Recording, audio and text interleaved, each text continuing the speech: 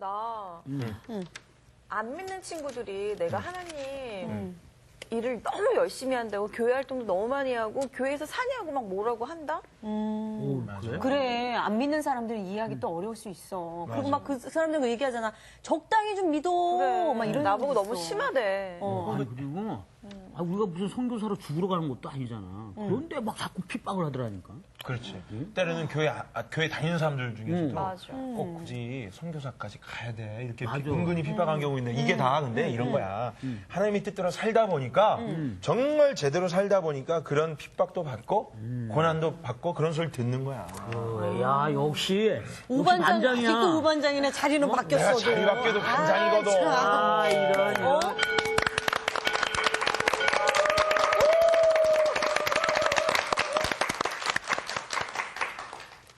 왜 이렇게 오늘 밝지요? 네. 밝은 여러분들의 모습을 보니까 저도 밝아집니다. 네. 네, 좋습니다. 팔복 마지막 시간이에요. 벌써요? 벌써 여덟 끝나나요? 가지 복 가운데 오늘 마지막 복, 여덟 번째 복을 공부하게 되었거든요. 원래는 제 계획상에는 팔복을 한 번에 이렇게 끝내고 싶었어요. 네. 그런데 율법적인 신앙생활 하시는 분들이 참 많이 있어요. 내가 누구인가 존재에 집중하지 아니하고 내가 뭘 가지고 있는가, 맞아요. 내가 뭘 알고 있는가, 교회 직분이 뭔가, 또 아니면은 내가 어떤 성취나 업적, 공로가 뭐가 있는가, 이것을 신앙생활이라고 생각하시는 분들이 참 많이 있어요. 네네. 이런 분들에게 내가 예수 안에 있는 나라는 존재가 누구인가에 집중하기 위해서 이 팔복의 말씀을 엇박지르는 서술문이 아니라 바로 감탄문. 나라는 존재가 얼마나 복된 나무인가, 내 삶이 얼마나 복된 삶인가, 얼마나 황홀한 인간인가 하는 자신의 존재에 집중하도록 하기 위해서 조금 길게 이 성사학당에서 팔복의 말씀을 하나하나 우리가 공부해 왔거든요. 네. 오늘 마지막 시간을 맞이하면서 이 복만큼은 내가 놓치고 싶지 않다. 그런 게 있을 수 있잖아. 네네. 어? 나는 심령이 가난했으면 좋겠어. 나는 애통을 회복했으면 좋겠어. 좀 온유했으면 좋겠어. 의의 목이 마르고 줄였으면 좋겠어. 나는 긍휼히 여기는 성품을 좀 가졌으면 좋겠어. 아니면 내 마음이 청결했으면 좋겠어. 나는 화평의 덩어리가 됐으면 좋겠어. 뭐 지금까지 공부했던 7가지, 오늘 것까지 합쳐서 어떤 복을 하나만 고르라 그러면은 다 우리가 가져야 되겠지만 하나 고르기가 그게, 너무 그게 제일 마음에 드네요, 저는. 화평의 덩어리. 화평의 덩어리. 덩어리. 덩어리. 왠지 묵직하고 좋지 않습니까? 화평의 덩어리. 저는 의에 줄이고 의에 줄이고. 네. 그 시점이 된 것 같아갖고요. 인생에 있어서. 예. 이제 뭐가 이렇게 중요한 건지를, 그러니까 다 중요하죠. 근데 개인적인 저 오태근이라는 사람을 제가 봤을 때 뭐가 중요한지 이제 좀 알겠더라고요. 확실히 요 때쯤 되면 철들어요. 아.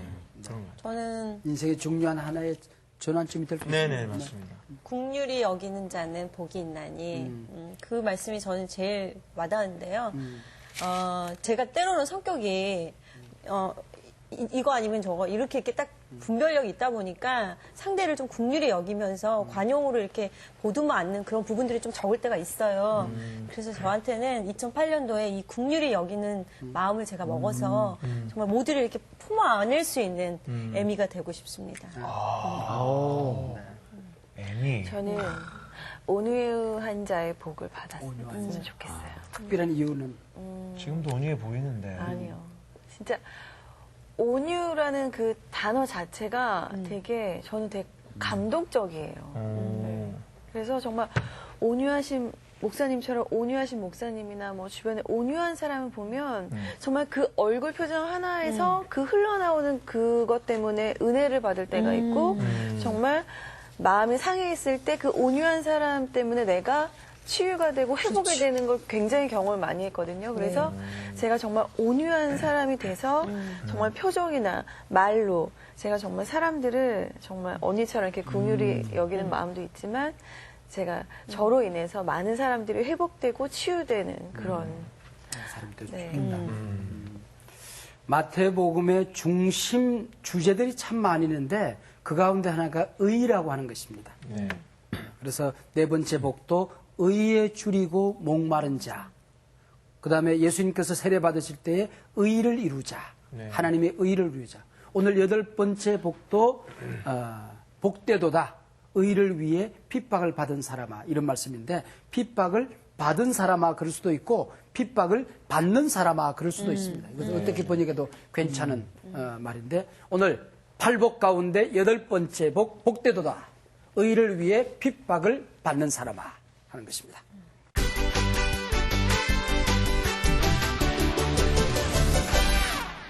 옛날에 밥만 먹고 잠만 자는 게으름뱅이가 한 사람이 있었대요.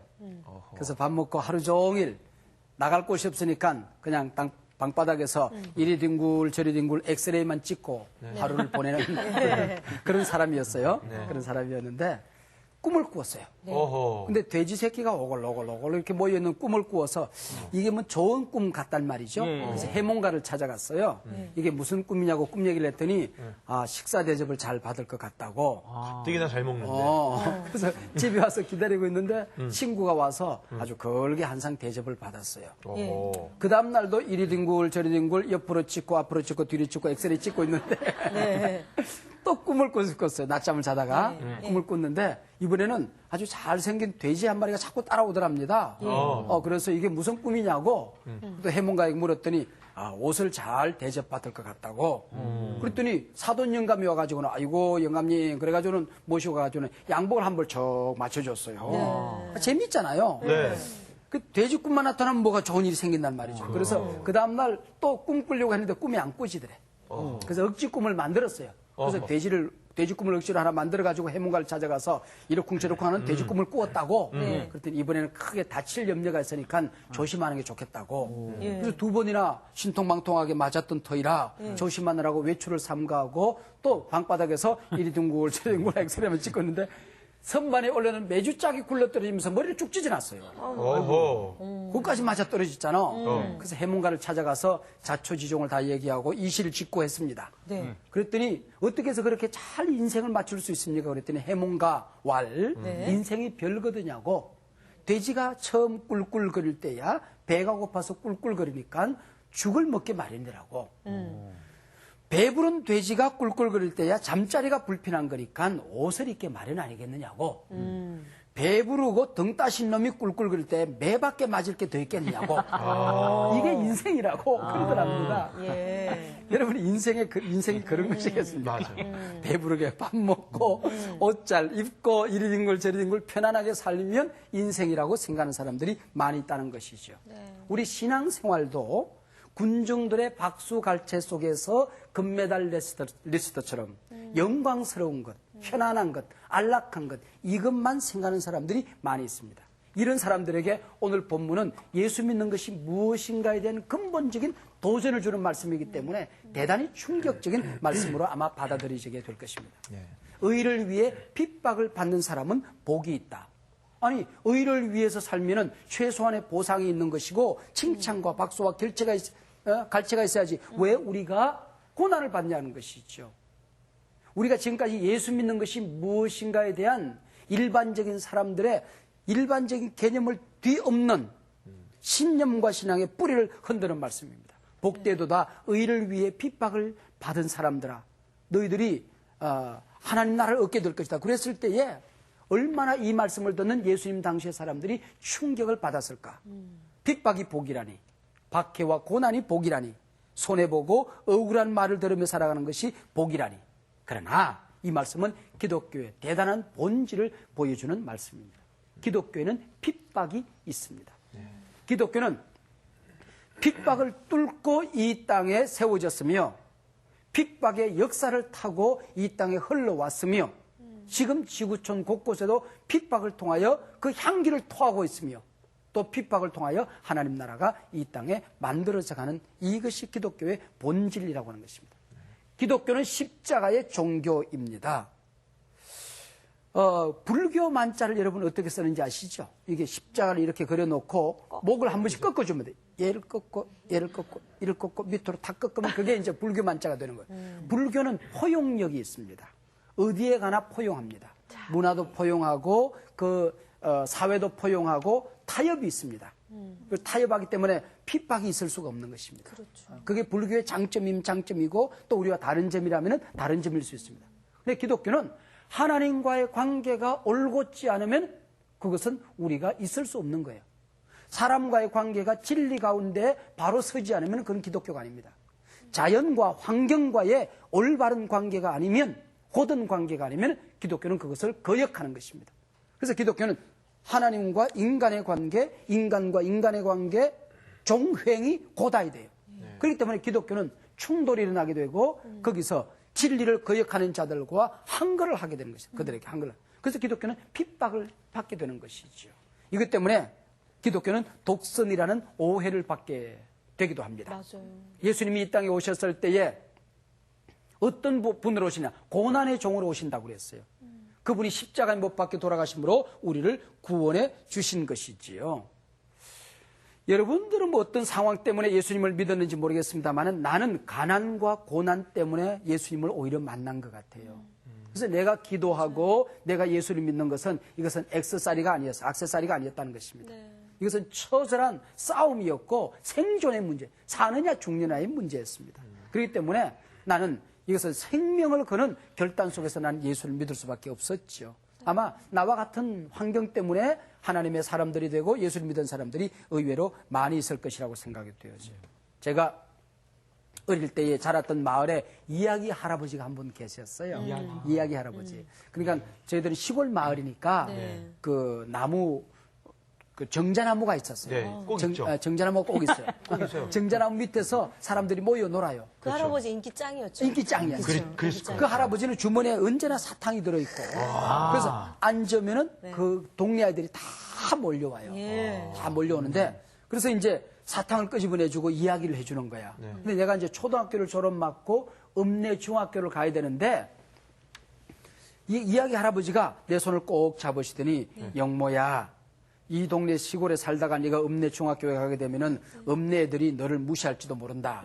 여기서 네가 큰 소리 쳤지만은 거기서 네가 짓밟힐지도 몰라. 그렇지만 네가 낙심하면 안 된다. 그러면서 하셨던 말씀이 평생 내게 약이 되는 말씀이 있는데 보리는 밟힐수록 봄이 되어 싱싱하게 자라는 기라. 많이 밟힌 보리가 많이 좋은 열매를 맺는 기라. 그 말씀이에요. 근데 초등학교 6학년 때 들었던 말씀인데 평생 또 서울에 올라와서 고학을 하면서 빌리그램 목사님이 다녀간 다음에 빌리그램 전집이 있었어요. 빌리그램 설교 테이블 그걸 들고 다니면서 난 기독교인들이 그걸 팔고 다녔거든. 대학 시절에 그걸 많이 팔아서 그리고 그 다음에 옛날에는 그 시내버스에 빗장사는 빗. 맞아요. 그리고 네. 빗을 타가지고 이 빗으로 말씀드릴 것 같으면 맞아요, 그렇죠. 이도령이가 춘향이를 만날 때 빗던 빗, 얼기빗, 설기빗, 뭐 이런 식으로 하는 거예요. 자세 나오시는데요. 그러니까 커피 한 잔 값이면은 뭐 그래서 뭐 이러고 이제 날이면 날마다 나오는 게 아니고 일주일이면 7번 와. 뭐 이러면. 애들은 가야 돼. 그런 장사 해봤어요, 내가. 그러니까 얼마나 힘들어요. 공부해야지, 고학해야지. 그렇게 살면서 그 할아버지가 초등학교 때 했던 말씀이 나를 지탱해 주시더라고요. 영모야, 보리는 밟히면 밟힐수록 봄이 되면 싱싱하게 자라는 기라. 많이 밟힌 보리일수록 좋은 열매를 많이 맺는 기라. 여러분, 이게요.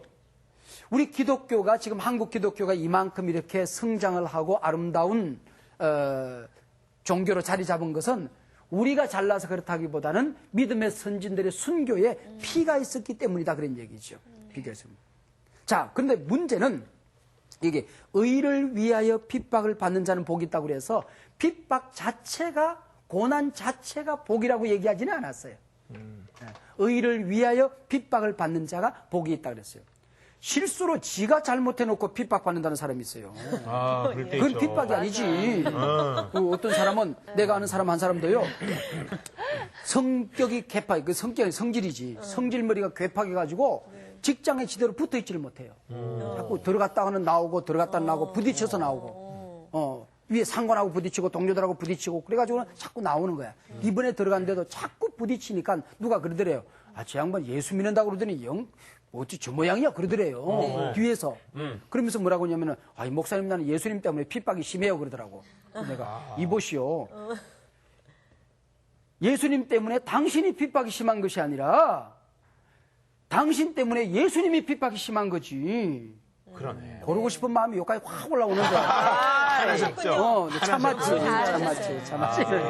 그러니까 우리가 자기가 잘못해놓고 그것을 핍박이라고 생각하는 사람들이 있어요. 그런 성경은 오늘 그것을 핍박이라고 얘기하지 않았다는 것이죠. 11절에 보면은 나로 말미암아 그랬어요. 10절에서 의를 위하여 그랬습니다. 여기 의가 누구냐면은 아까 의에 대해서 하도 우리 마태복음 여러 번 나왔으니까 이제는 의 그랬을 때 한마디로 머릿속에 탁 지나가서 예수 그러면 돼요. 예수. 여러분 천국 앞에 가가지고도요. 시험을 보면 예수 그렇게 쓰면요 90점만 받아요. 최소한. 그러니까 기독교는 대개 예수 그러면 거의 맞습니다. 거의 맞아요. 너 어떻게 여기까지 오게 됐냐? 그러면 예수 그러면 돼요. 너 여기 들어갈 수 있다고 믿냐? 예수 그러면 되는 거야. 네가 죄가 그렇게 많은데 네가 어떻게 여기 와? 예수 그러면 되는 거야. 너 어떻게 살았어? 예수. 너 어떻게 죽지 않고 살았어? 예수. 너 앞으로 어떻게 살래? 예수. 예수 그러면 돼요. 거의 90점 나옵니다. 구약이 뭔데? 예수. 신약은 뭔데? 예수. 종말은 뭐야? 예수. 야, 심판은 뭐냐? 예수. 교회는 뭔데? 예수. 이러면 되는 거야. 예수 그러면 그게 의가 뭐냐? 그러면 예수예요. 야, 오늘 저녁? 예수. 예수님 때문에 먹는 거지. 그렇죠. 그러니까 이게 의를 위하여 핍박을 받는다고 그랬을 때 우리는 예수님을 생각하면 되는 것입니다. 네. 그리고 11절에 보면 나로 말미암아. 그래서 누구로 말미암아? 예수님으로 말미암아. 예수로 말미암아. 이 얘기는 무슨 얘기냐면 예수님 때문에 어떤 손해를 받냐는 겁니다. 예수 믿으면서 어떨 때는 취미까지도 접어야 될 때가 있어요. 자존심도 접어야 될 때가 있어요.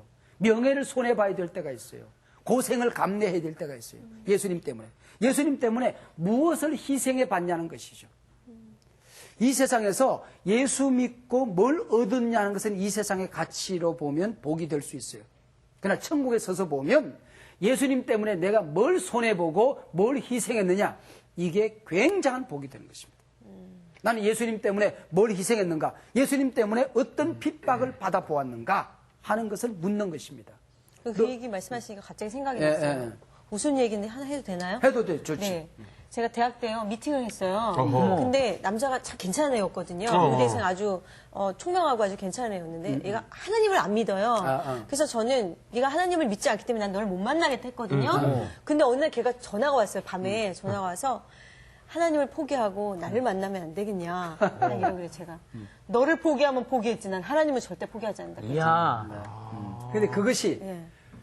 그 사람을 포기한 것이 예수님 때문에 포기한 것이라고 한다면 그것이 의를 위한 핍박이 될 수 있는 그러니까요. 거예요. 제가, 핍박이 될 수 네, 있는 제가 드리고 싶은 말이 그 네. 얘기예요. 이 세상은요, 천국이 아니고 우리는 천국의 그림자, 이 세상 살면서도 그림자 속에는 살 수 있지만은 완성된 천국은 아니잖아요. 그러니까 모든 사람들이 나를 좋아할 리가 없어요. 내가 의롭게 산다고 해서 모든 것이 칭찬과 격려만 있는 게 아니라는 것입니다. 내가 의롭게 살았는데 보상이 있고 의롭게 살면 칭찬이 있고 의롭게 살았으면 세상 사람들 존경을 받아야 되는데 핍박을 받고 고난을 받고 손해를 보는 거야. 이게 기독교라는 거지요. 여러분 이 세상 살아가다가 모든 사람들이 나를 좋아해주고 모든 사람들이 내게 힘이 될 거라고만 생각하면 우리는 쉽게 낙심합니다. 낙심합니다. 제가 지금 섬기는 교회 말고 지난번 섬기던 한 교회가 있었는데 거기서 목사로서 이제 교회를 섬기다 보면 위임식이라는 걸 하게 돼요. 위임식은 목사와 교회가 결혼식을 하는 거예요. 결혼식을 해서 이제는 행정적으로 이제 평생 그 교회를 섬기겠습니다 하는 약속이거든요. 위임 투표를 받아요. 위임 투표라는 것은 세례를 받은 모든 사람들이 모여서 투표하는 것이 공동의회 투표라고 그러는데 공동의회 투표를 받는데 제가 그때 예수님 나이 33살 저도 꽃 같은 때가 있었습니다. 그 나이에 제가 이제 위임 투표를 받았는데 위임 투표를 받는데 제가 뭐라고 그랬냐면은 이 많은 교인들 가운데 위임 투표에서 나를 반대하는 사람이 한 명만 나오면 나는 위임식을 안 하겠습니다 그랬어요. 위임식이 투표에서 반대표 나왔게 안 나왔게 안 나왔게. 안 나왔어. 예. 그런데 기권표가 3표가 나왔어. 예. 그렇지만 반대표는 안 나왔어. 예. 근데 얼마나 그게 잘못된 생각입니까? 그렇죠. 얼마나 철부지입니까? 내가 누군데? 예수님도 12제자 가운데 한 사람 가룟유다가 나왔어요. 배신자가 나왔어요. 네. 근데 내가 도대체 누군데 모든 사람들이 나를 좋아하고 나에게 투표해주고 나를 신뢰하고 나를 따르기로 생각한단 말이에요. 얼마나 잘못된 생각이에요. 요즘은 제가 그렇게 절대로 얘기하지 않죠. 철이 들고 난 다음에. 우리 이 수많은 교인 가운데 한 명만 나를 좋아하면 나는 이 교회 안 떠납니다. 요즘 그래요. 네. 네. 그러니까 결국은 목사님은 이래도 저래도 교회를 안 떠나시는군요. 사모님 한 분이 계시니까. 그러니까 모든 사람들이 나를 좋아하지 않는다. 그렇죠. 내가 아무리 의롭게 살아도 모든 사람들이 나를 따르지 않는다. 이걸 우리가 생각해요. 근데 더더구나 핍박이 주로 뭘로 오냐면은 10절에 보면 욕하고 하는 말이 나오고 악한 말이라고 하는 말이 나와요. 핍박은 대개 입으로 와요. 네, 맞아요. 좋은 교인이 반드시 좋은 신앙인은 아니에요. 교회 생활 잘한다고 해서 신앙 좋은 사람이라고 할 수는 없어요. 그러나 좋은 신앙인은 반드시 좋은 교인이 돼야 됩니다. 네. 우리가 지난 시간에도 사람이 말에 대해서 얘기를 했는데 이 말로 다른 사람을 핍박할 수 있다. 나도 모르게 핍박할 수 있다고 하는 것입니다. 옛날에 어떤 사람이 시장 바닥에서 성공의 비결을 사시오. 성공의 비결. 성공의 비결을 사시오. 성공의 비결. 그래서 전부 다 1전씩 다 받는 거야. 성공의 비결을 사기 위해서. 사람들이 돈만 다 받고 쫙 돈을 다 챙기더니 한마디를 딱 하고 사라졌어요. 네. 입 조심해. 그러고 갔어요. 교회 생활의 성공의 비결은 하나입니다.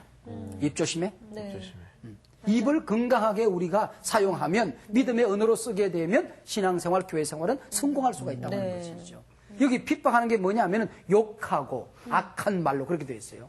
그런데 문제는 핍박을 하는 쪽에서 핍박하는 사람은 이래서는 안 된다 이런 말은 성경에 없어요. 핍박받는 쪽에서.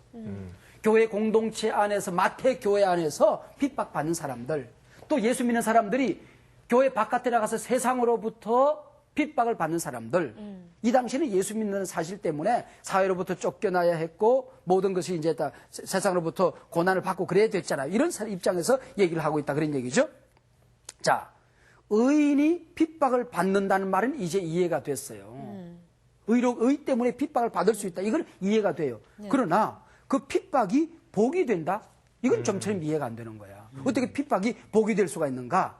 그런데 핍박을 통하여 고난을 통하여 시련을 통하여 천국의 알곡과 쭉정이가 갈라져요. 진짜 교인인지 아닌지가 갈라져요. 맞아요. 처음 예수 믿고 교회 나왔을 때에 핍박을 견디지 못하여 교회를 떠나는 사람이 있으면 천국에 못 가는가? Yes. 왜냐하면 그 사람이 가진 신앙이 가짜인 것이 들통났기 때문에 그런 것입니다. 언제나 핍박이 있게끔 되어 있어요. 그래서 핍박을 통하여 가짜 성도와 진짜 성도를 갈라내게 되는 것이죠. 풀무불 속에 들어갔다 나오면 순금이 되어 나오듯이 이런 고난을 통하여 우리가 진짜와 가짜를 구별하게 되는 것입니다. 서양 속담에 참 재밌는 말이 있어요. 시냇물에서 돌을 치워버리면 시내는 노래를 잃어버린다. 그런 말이 있어요. 시내가 흘러갈 때에 돌들이 군대 있기 때문에 콜콜콜콜 콜콜콜콜콜콜콜콜콜콜콜 이렇게 이제 노래를 하잖아요. 돌들을 치워버리면은 시내는 노래를 잃어버린다는 거지. 그냥 내려가죠. 우리 인생사에서 고난의 돌멩이를 걷어내고 핍박의 돌멩이를 걷어내고 시련과 문제의 돌멩이를 걷어내면 내 인생이 편할 것 같은데 인간이라는 게 기도가 멈추어져요. 찬양하지 않아요. 겸손을 잃어버려요. 하나님이 내게 주신 인생의 비전을 잃어버려요. 하나님이 내게 주신 시간과 물질과 은사의 모든 삶의 자원들을 가지고 나만을 위해서 쓰지 하나님의 영광을 위해서 쓰게 되어 있지를 않더라는 것이죠. 인생이 노래 부르며 하나님 앞에 찬양하며 빛나는 삶으로 살기 위해서는 때로는 핍박의 돌들이 필요하다 하는 것입니다. 그래서 예수님께 막 사람들이 밀려왔어요. 그래서 예수님이 산에 올라가서 앉으셨어요. 천국의 대헌장을 지금 선포해요. 그런 사람들 가운데 그 사람들은 무한히 위로가 필요한 사람들이잖아. 무리를 보고 늘 불쌍히 여기고 민망히 여기시던 예수님이시기 때문에 그들에게 위로가 필요하고 너희들 힘들게 왔지? 너희들 어려움 이대로 참아야 된다. 이러고 격려가 필요한 자리예요. 그때 예수님께서 딱 뭐라고 하는 거니? 의를 위하여 핍박을 받은 자는 복이 있도다. 너희들이 나를 따른다는 것은 고난을 받는 일이다. 너희들이 천국의 백성이 된다는 것은 시련과 고통을 견뎌내야 되는 거야. 자기 십자가를 걸머지고 나를 따르는 거야. 십자가를 걸머지고 나를 따르는 것은 너희들이 가끔은 순교도 해야 되고 죽음에 직면하게 될 것이고 너희들이 목숨을 내야 되는 어려움이 있을 수 있을 것이야. 예수님 그렇게 말씀하시는 거예요. 그 사람들에게 위로가 필요한 사람들 가운데 왜 그랬을까요? 이것이 기독교라고 하는 것입니다. 모든 사람이 교회 왔다가 다 떠나는 한이 있어도 한국에 있는 모든 기독교인들이 신앙을 배신하는 한이 있어도 이게 기독교라고 하는 것을 예수님이 지금 말씀하고 있는 것입니다. 기독교는 고난의 현장 속에서 싹이 나서 그 무시무시한 고난을 뚫고 이 땅에 세워지게 된 것입니다. 초대교회에 어마어마한 박해가 10번에 걸쳐서 엄청난 박해가 있어요. 이게 10대 박해라고, 10대 박해. 제일 첫 번째 박해가 네로 황제거든요. 우리가 너무나 잘 아는 얘기죠. 이 네로는 아주 포악한, 자랑부도한 사람이에요. 사람 죽이는 걸 취미와 특기로 알고 살아가는 사람이야. 어? 그리고 예수 믿는 사람들을 잡아다 죽이는데요. 맹수들에게 그냥 뜯어먹히는 것이 재미가 없으니까 짐승의 가죽을 머리에 씌워가지고 짐승끼리 싸우는 것처럼 해서 사람을 뜯어먹게 만드는 것입니다. 사람에게 왁스를 바르고 콜타를 바르서 원형 경기장의 구석구석에 세워서 거기다가 불을 질러요. 그래가지고는 예수 믿는 사람을 횃불로 삼아서 원형 경기장을 쓰는 것이에요. 그것도 모자라서 로마 시내에 몽땅 다 불을 지르게 한 것입니다. 그 막 불을 그냥 타오르는 그 불을 보면서 희열을 느끼는 거예요. 그러면서 메카나스 광장에 올라가가지고는 탑 위에 올라가서 하프를 켜면서 술을 마시는. 그래서 시민들이 네로를 향하여 거대한 항거에 들어간 것입니다. 그때 뭐라고 얘기를 하는 거니 담화를 발표해요. 이 불은 예수 믿는 사람들이 놓은 거라는 겁니다. 왜냐하면 저 사람들이 마지막 때에 불심판이 있다고 했는데 불심판이 왔다고 거짓말을 하기 위해서 로마시에 저들이 불을 질렀다는 것입니다. 내가 지른 게 아니라는 거죠. 그렇게 예수 믿는 사람들을 그래서 자기의 방화죄를 감추고 숨기기 위해서 예수 믿는 사람들을 핍박하기 시작하는 겁니다. 그러면서 예수 믿는 사람들은 성찬식을 거행하였잖아. 성찬식을 가면서 그 성찬식은 빵은 예수님의 몸을 상징하는 것이거든요. 그래서 하나의 빵을 만들기 위해서 수많은 밀들이 모여서 엮여져서 하나의 빵을 만들어요. 우리 예수 믿는 사람들이 전부 다 모여서 한 덩어리가 돼요. 또 이 빵은 예수님의 몸을 상징해요. 그래서 그걸 뜯음으로써 나도 예수님의 몸의 한 부분이고 너도 예수님의 한 부분의 몸이다. 그래서 우리는 지체라는 것을 얘기하잖아요. 그래서 이것은 너희를 위한 내 몸이다. 그렇게 얘기를 하고 먹어요. 예수님의 몸이라는 것이죠. 근데 네로는 뭐라고 했냐면은 저 사람들은 사람을 잡아 뜯어먹는다. 밖에 들어봐라. 밖에 들어보면 이거는 몸 뜯어먹자 이러고 먹는다는 거야. 그러니까 이게 성찬식을 통하여 그렇게 거짓말을 했습니다. 그리고 이것은 너희를 위하는 내 언약의 피니 마시라. 그리고 피를 마신단 말이죠. 그러니까 밖에 보니까 사람들이 들으니까 피를 마시고 있으니까 저 사람들은 사람을 어린아이를 잡아서 어린아이의 피를 먹는 아주 못쓸 인간들이라는 거죠. 그렇게 해서 예수 믿는 사람들을 잡아 죽이는 것입니다. 그리고 핍박을 견딜 수가 없어서 그 무덤 속에 들어가서 카타콤 속에 들어가서 그들이 아가페 예식을 하며 그들이 함께 떡을 나누고 사랑을 나누고 그렇게 살았어요. 그러다 보니까 저들은 아주 부도덕한 남자와 여자가 은밀한 곳에 들어가서 혼음을 하는 족속들이 이렇게 막 선전한 거예요. 그보다도 더 이제 한 것이 로마에 거역하는 무리들이라는 것이죠. 로마의 기본이 뭐냐면은 로마의 황제는 살아있는 신이라고 믿었던 거죠. 모든 길은 로마로 로마의 황제는 메시아입니다. 메시아. 그래서 로마 황제가 이 땅에 살아있는 하나님의 아들이요 그가 메시아고 로마를 통하여 황제를 통하여 전 인류가 구원될 것이라고 하는. 그래서 도시마다 로마의 신전이 있었어요. 황제를 숭배하는 신상이 우뚝우뚝 솟아 있었어요. 근데 예수 믿는 사람들은 하나님은 한 분밖에 없다는 거야. 어떻게 로마의 황제가 하나님이냐는 거지. 메시아는 예수가 메시아라는 겁니다. 로마 황제가 메시아가 아니라는 것입니다. 로마 황제는 아침 이슬처럼 사라지는 날이 있을 것이다. 로마는 이 땅에서 사라지는 날이 있을 것이다. 하나님의 나라만 영원하다. 메시아는 한 분밖에 없다. 오직 예수님이다. 이러니까 로마의 종교와 기독교는 정면 충돌하게 되는 것이죠. 이때부터 250년에 걸쳐서 어마어마한 핍박의 대역사가 쫙 흘러가게 되는 겁니다. 사탄은 언제나 거짓말을 만들어요. 사탄은 언제나 거짓말쟁이에요. 더러운 거짓말을 만듭니다. 추한 거짓말을 만듭니다. 사탄을 얘기할 때 뭐라고 그래? 이 스마트한 사탄아 이런 거 없잖아요. 이 깨끗하고 날렵한 사탄아 물러가라 이런 거 없잖아요. 더러운 사탄아. 더러운 사탄아. 언제나 사탄에게요 나쁜 말을 갖다 붙이면 사탄에게는 적용이 됩니다. 더럽고 추하고 악하고 비겁하고 못됐고 괘씸하고 냄새나고 막 뭐든지 갖다 붙이면 사단은 맞아야 되는 거예요. 사단은 맞아요. 그래서 이 거짓말을 통하여 기독교를 핍박하게 되는 것입니다.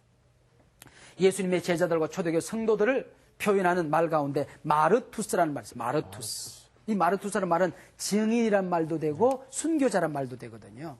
근데 초대교회 문헌에서 그리고 초대교회 성도들의 그 삶 속에서 마르투스란 말이 나오면 이것을 증인이라고 번역해야 될 것인지 아니면 순교자로 번역해야 될 것인지 문맥을 보지 않으면 헷갈리는 겁니다. 네. 그게 무슨 얘기예요? 예수 믿는다는 것은 곧 증인의 삶을 사는 것이다.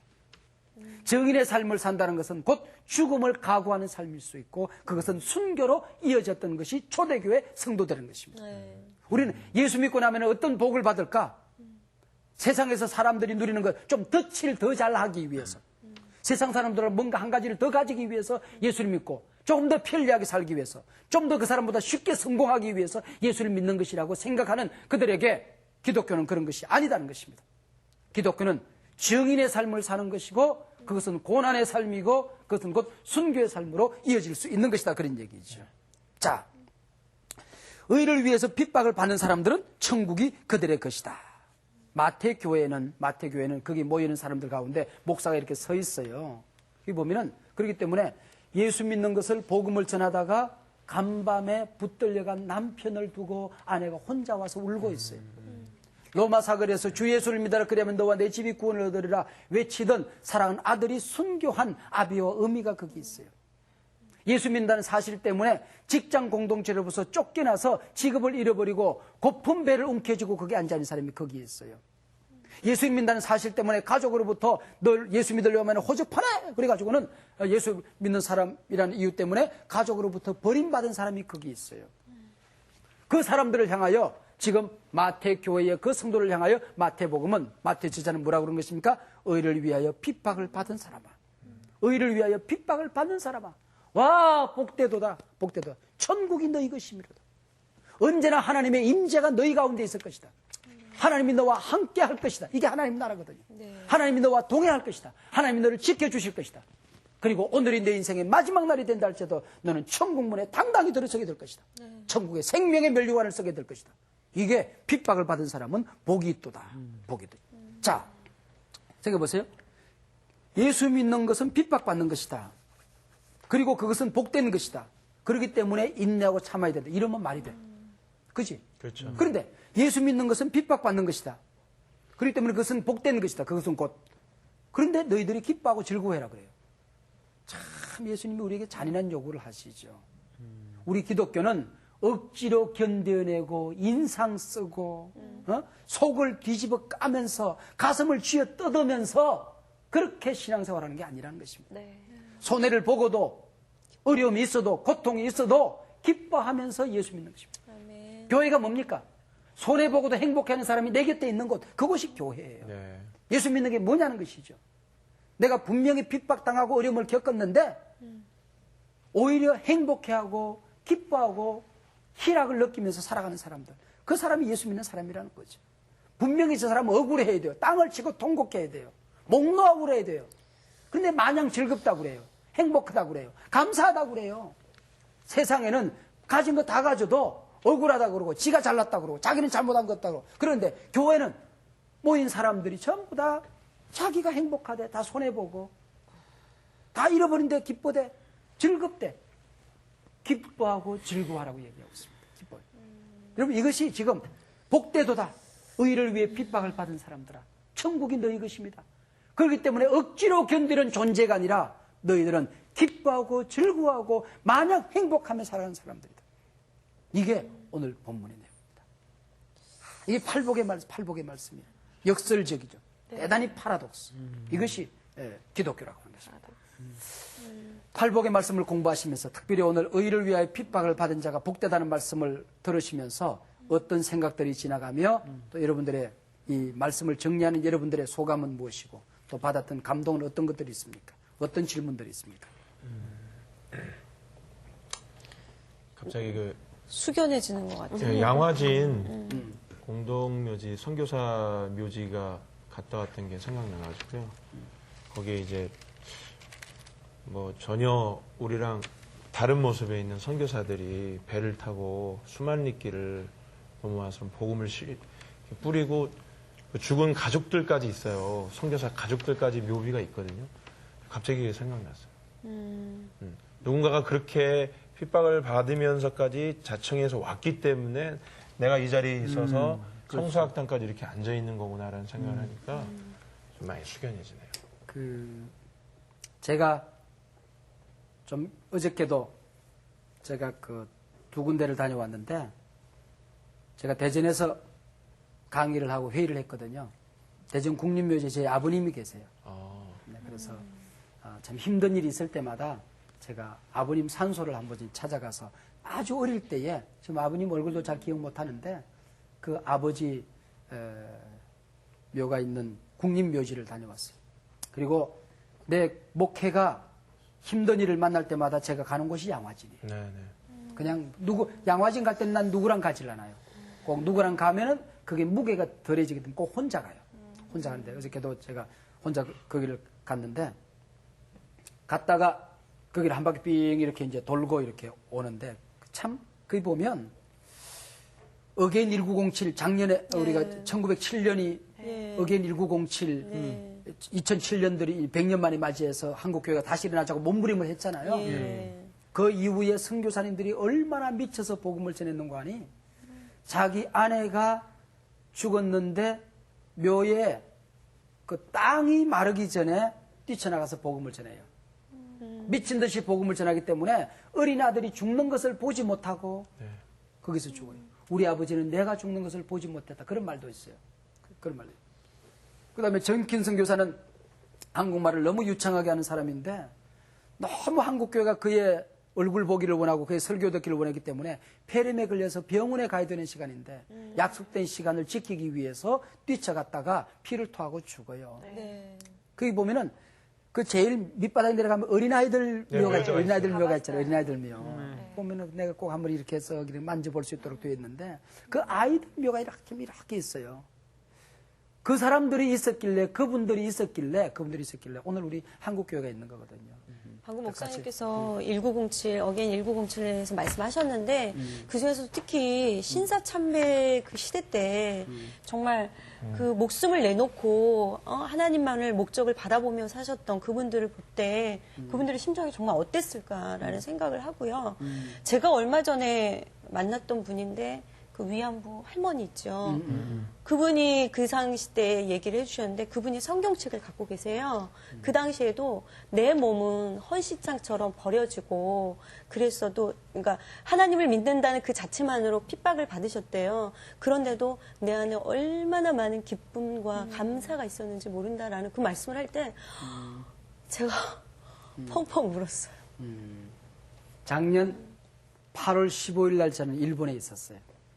일본 선교사님들과 그 교우들이 YMCA 강당에 전부 다 모여서 집회를 하고 있었어요. 집회를 인도하는 과정 속에 8월 15일 날 제가 일본 신사에 가봤어요.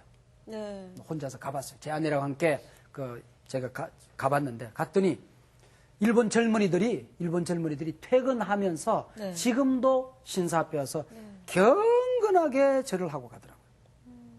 경건하게 절을 하고. 근데 거기서 가서 보니까 그 모습이 우리가 예배하는 모습이 너무 부끄러운 거예요. 무시무시한 그 종교대요. 무시무시한 종교대요. 그래서 내가 보면서 바로 그런 신사참배를 했던 우리 믿음의 스님들, 그것을 거역했던 한국교회 지도자들, 이런 분들이 계셨길래 한국교회는요, 소냥원의 피를 먹고 살고 주기철의 피를 먹고 사는 거예요. 그분들이 우리의 양식이에요. 순교의 피가 한국교회에 흐르고 있기 때문에 하나님께서 한국교회를 지금 지키고 계시는 거예요. 우리가 잘나고 똑똑해서 우리가 지금 이렇게 한국교회에 부흥된 게 아니에요. 우리 이 순교의 피, 양식이 되는 인물들, 핍박과 고난 가운데 당당히 죽어갔던 그들이 계시길래 한국교회는 위대한 교회죠. 지금 어려움이 있다고 한다면은 이런 의를 위하여 핍박받고 고난받고 눈물을 흘리고 땀 흘리는 이런 고통의 복음을 우리가 잃어버렸기 때문에, 예수 믿고 잘 되는 것만 생각하는 복음이 우리 가운데 남아있기 때문에, 손해보는 복음을 잃어버렸기 때문에 이런 어려움을 겪고 있는 것은 아닌가. 회복해야 될 또 다른 하나의 복음이 있다고 한다면 의를 위해서 핍박을 받는 것을 당당한 것으로 기독교의 복음으로 본질로 이해하는 그런 자세가 필요하다고 생각해요. 한마디씩만 해주세요. 네, 네. 저는 집안에서의 그 핍박이 그러니까 다른 게 아니라요. 제가 작년에 인도 단기 선교를 갔다 왔는데 그때 한창 아프간 사건도 있고 이랬을 때였는데 저희 오빠가 제가 인도를 간다는 얘기를 듣고서 난리가 난 거예요. 너 지금 정신이 있냐고. 어? 네가 지금 지금 어느 시대인데 지금 네가 지금 인도를 가가지고 네가 지금 단기 선교를 정신 차리라고 막 이러는 거예요. 그래서 저희 부모님은 처음에는 이해를 했다가 오빠가 막 그렇게 하니까 그래 좀 아니지 않냐 이렇게 또 말씀을 하시는 거예요. 좀 위험하지 않냐. 근데 저는 막 가슴이 답답한 거예요. 그래서 제가 정말 기도를 준비하고 정말 가려고 또 애를 쓰고 있는데 오빠가 막 생각지도 않게 저를 막 공격해 오는데 아 내가 우리 가정의 평화를 위해서는 내가 단기 선교를 포기해야 될 것이냐 아니면 하나님의 뜻을 위해서 내가 가야 될 것이냐 굉장히 많이 저 나름대로 막 우리가 핍박이라고 그랬을 때에 정말 흑백이 분명할 때가 있지만 저렇게 애매할 때도 있거든요. 네. 그때 어떤 태도를 취해야 될 것인가에 대한 또 다른 연구가 필요할 것이라고 경님이가 생각합니다. 갔다 왔어요. 그래도 예, 갔다 왔어요. 잘 갔다 왔습니다. 미모 경님이가 갔다 왔어요. 리모 형님. 예. 네. 저는 저희 아버님이 자꾸 생각이 나는데 저희 아버님과 어머님의 기도가 있어서 지금 제가 여태까지 이렇게 진짜 아무 사고 없이 잘 살아온 것 같다는 거에서 어머니한테 감사드리고 근데 제 아버님 어머니를 보면서 이제 앞으로 제가 더 이제 지금까지는 아버님 어머님의 핍박을 통해서 이제 제가 여태까지 복을 받았지만 이제 제가 핍박을 받아서 제 이후에 뭐 제 자식들이라든가 아니면 제 주위에 있는 사람들이 복을 받을 수 있게끔 노력을 해야겠다라고 저는 생각했습니다. 네, 우리가 복음에 타협하지 아니하고 당당히 고난에 대해 들어서게 되면 하나님께서 보고 계십니다. 하나님은 알고 계십니다. 우리 기독교 복음은 그렇게 굽혀지고 그런 복음이 아닙니다. 하나님과의 바른 관계 속에서 우리가 바로 서고 세상과의 바른 관계 속에서 때로는 그것이 악의 사탄의 세력일 때에 우리가 당당히 거역하고 그것을 거절함으로 오는 고난과 핍박을 그것을 억지로 견뎌내는 것이 아니라 억지로 인상 쓰면서 참는 것이 아니라 속을 뒤집으면서 우리가 억지로 견뎌내는 것이 아니라 기뻐하고 즐거워하며 행복해하며 이 행복을 나누며 살아가는 우리 복음의 능력 그걸 우리가 팔복을 마무리하면서 새롭게 움켜쥐고 마치게 되었습니다. 자, 팔복을 공부하는 지난 동안 여러분들과 함께 보낸 시간 참으로 소중하고 귀한 시간이었습니다. 감사합니다. 감사합니다.